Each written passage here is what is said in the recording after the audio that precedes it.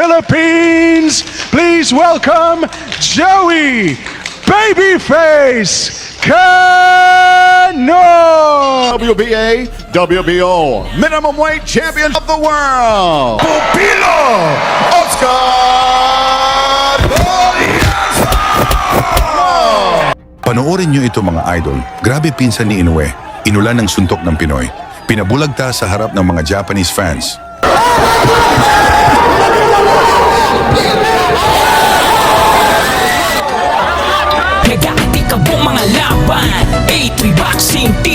Isa sa mga Pilipinong boxer na patuloy na umaangat sa international na eksena ng boxing ay ang pride ng General Santos City, ang parehong lungsod na nagluwal sa alamat na si Manny Pacquiao. Siya si Joey the Babyface Canoy. Tahimik at simple sa labas ng ring, ngunit ibang klase ang kanyang bangis kapag nagsimula na ang laban. May 25 panalo sa kanyang record, 15 rito ay sa pamamagitan ng knockout. Hawak din niya ang 8 sunod na panalo na nagdala sa kanya bilang isa sa mga pinakarespetadong pangalan sa light flyweight division.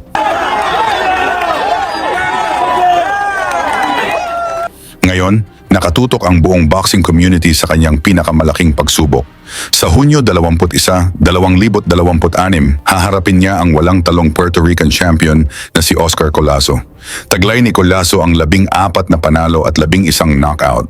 Siya rin ang may hawak ng WBO, WBA at the ring titles sa dibisyong ito. Mas lalo pang tumitindi ang hamon dahil 3 Pilipino na ang kanyang napataob sa nakaraan, sina Vic Saludar, Garen Diagan at Melvin Jerusalem. Ngayon si Joey Canoy naman ang kanyang target. Bago natin balikan ang nalalapit na laban kontra Collazo, silipin muna natin ang isa sa pinakamahalagang tagumpay sa karera ni Canoy. Ang laban niya kontra sa Japanese champion na si Kenichi Horikawa na ginanap sa Edion Arena sa Osaka, Japan, kung saan sa laban na ito lumabas na sobrang dehado ang ating Pinoy para sa Oriental ang Pacific title.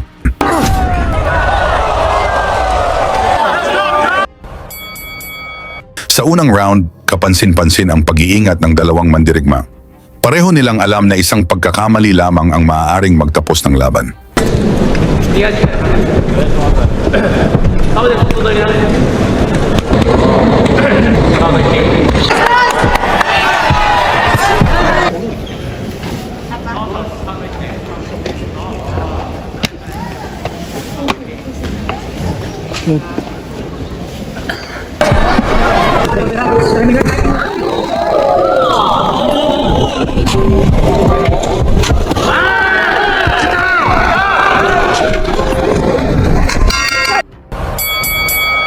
Pagsapit ng ikalawang round, nagsimula nang magpalitan ng mabibigat na suntok ang dalawa habang sabik na nanonood ang mga tagahanga sa Japan.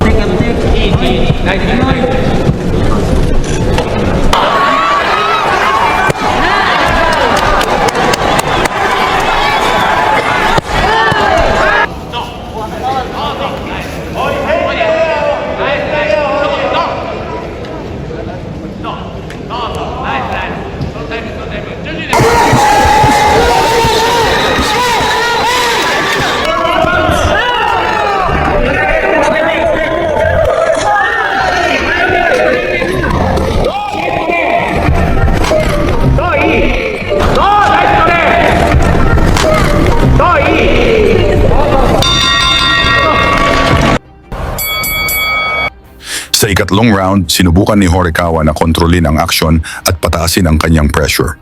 Ngunit mahusay na sumagot si Canoy gamit ang eksaktong counter punches.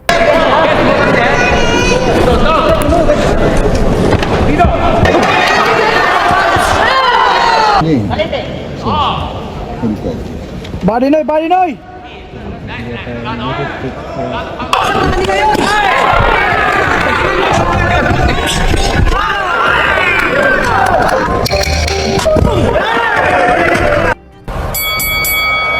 Sa ika-4 na round, mas naging malinaw ang pagkapit ng mga suntok ng Pilipino. Gayunman ipinakita rin ng Hapones ang kanyang katatagan.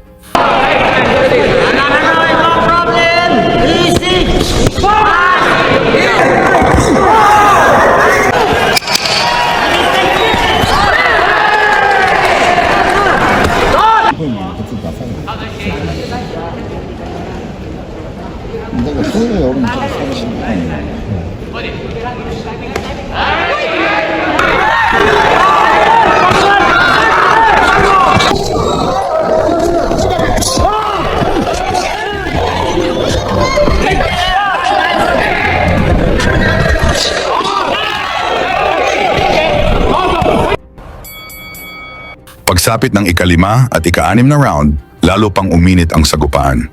Walang gustong umatras. Parehong handang ibigay ang lahat para sa titulo.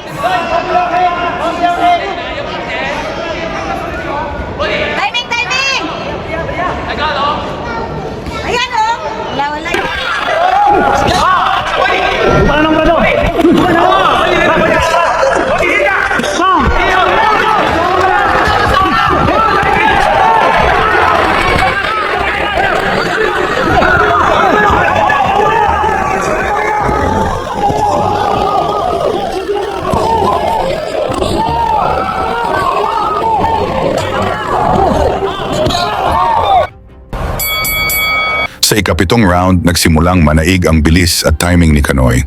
Sunod-sunod niyang naipasok ang malilinis na combination na nagbigay ng malaking problema sa hometown favorite.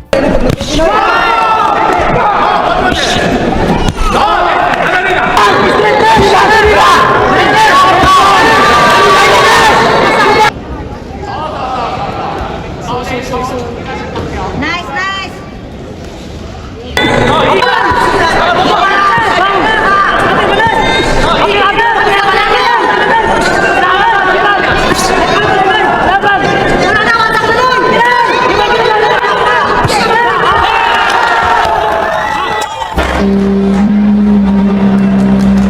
At dumating ang sandaling nagpabago sa lahat.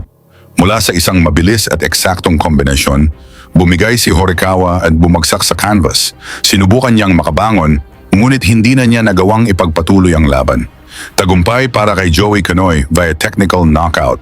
At sa gabing iyon, inuwi ng Pilipino ang OPBF Light Flyweight Championship mula sa Japan. Ngayon, mas malaking hamon ang naghihintay sa kanya sa katauhan ni Oscar Collazo. Sa tingin ninyo, kaya bang maging susunod na Pilipinong World Champion si Joey Kanoy? Ibahagi ang inyong opinyon sa komento at isama na rin kung saan kayo nanonood upang malaman natin kung hanggang saan na ang suporta para kay Joey Kanoy sa kanyang pagharap kay Oscar Collazo sa Amerika. Lagi niyong sundan, huwag magpapahuli. Pag-usapan ni bakbakan, balita niya at laban. Mga Pinoy na di nagpapagapi. Salamat sa mga suporta na lagi nandyan.